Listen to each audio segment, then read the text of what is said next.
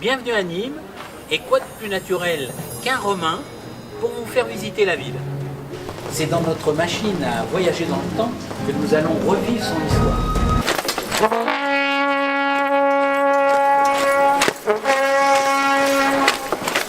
Voici un plan qui va vous aider à vous repérer dans la ville actuelle. Sur la partie hachurée verte, c'est l'emplacement où les Romains vont venir construire les débuts de la ville.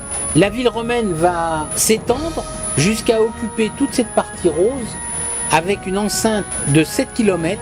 La ville va ensuite se replier sur elle-même à partir du Moyen-Âge pour occuper cette part foncée, rose foncée.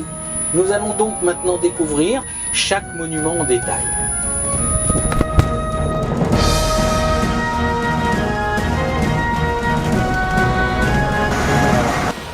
C'est ici que tout va commencer.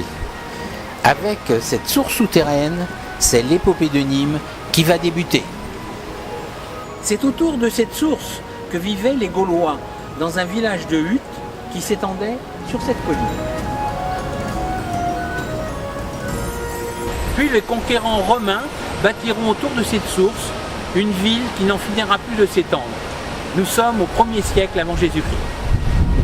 Il faudra attendre le XVIIIe siècle pour que le jardin prenne le visage actuel. Les archéologues vont faire des découvertes de vestiges romains et c'est sur ces emplacements qu'ils construiront ce jardin. Cette partie de la ville romaine était destinée à la détente. Derrière moi, les vestiges d'un petit théâtre antique seront découverts, mais malheureusement pas assez nombreux, ils seront ensevelis. Outre les bains, le nymphée devait être un autel servant à faire des offrandes aux dieux de la source.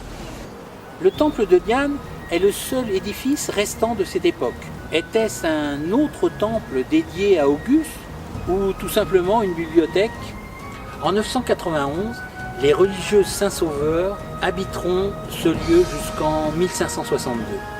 Les guerres de religion entre protestants et catholiques vont venir à bout de ce merveilleux bâtiment et finiront par le ruiner.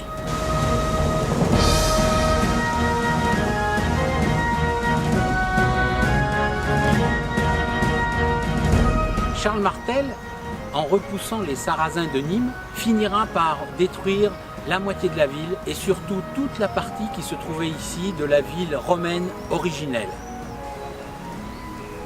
Cette partie sera donc abandonnée quand la ville va se replier sur elle-même dans la période moyenâgeuse. Nous allons maintenant monter vers la Tourmagne et en chemin, je vous prépare une surprise.